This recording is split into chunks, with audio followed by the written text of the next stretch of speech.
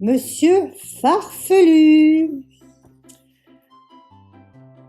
Monsieur Farfelu ne faisait rien comme tout le monde.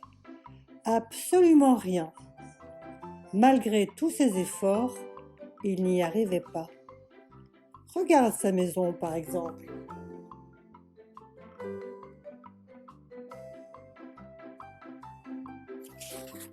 Ce matin-là, Monsieur Farfelu se réveilla.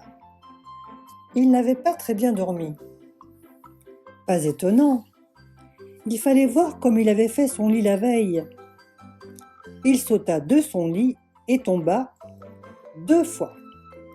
Il enfila ses chaussettes et se trompa de pied.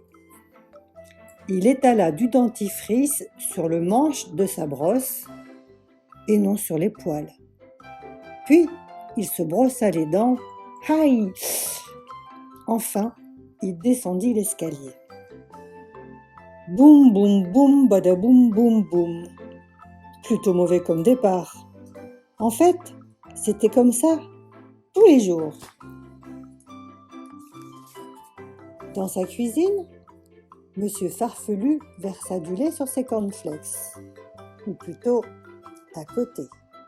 Alors, il mangea ses cornflakes tout secs et soupira. « Ah, si seulement je faisais comme tout le monde, absolument comme tout le monde. » Après son petit déjeuner, il décida d'aller se promener pour réfléchir à son problème. Pendant 10 bonnes minutes, il s'obstina à pousser la porte au lieu de la tirer. Finalement, il sortit par la fenêtre. Pendant sa promenade, il rencontra un ver de terre. « Bonjour la fleur, lui dit-il. » Le ver de terre sourit.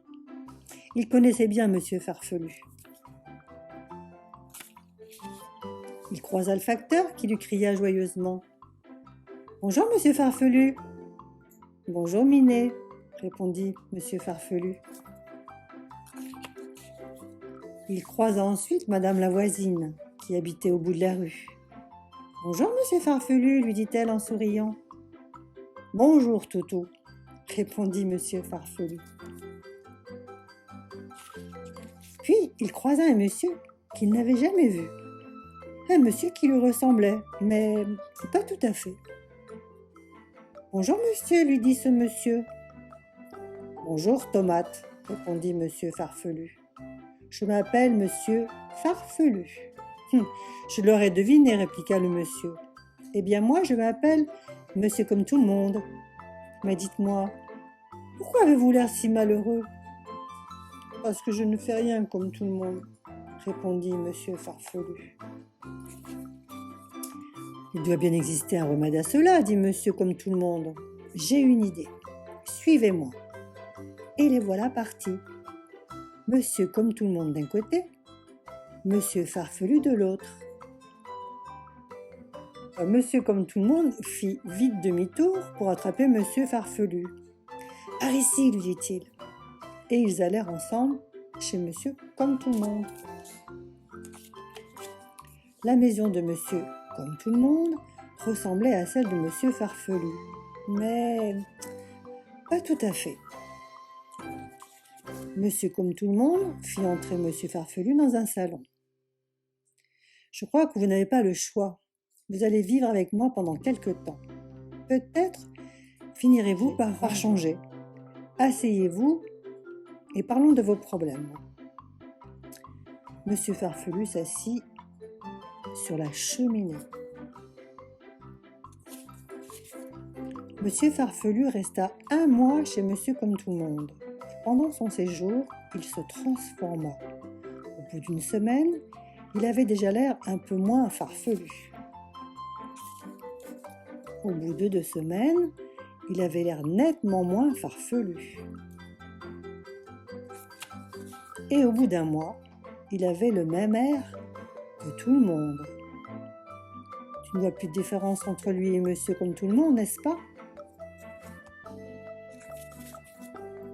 Monsieur comme tout le monde était ravi.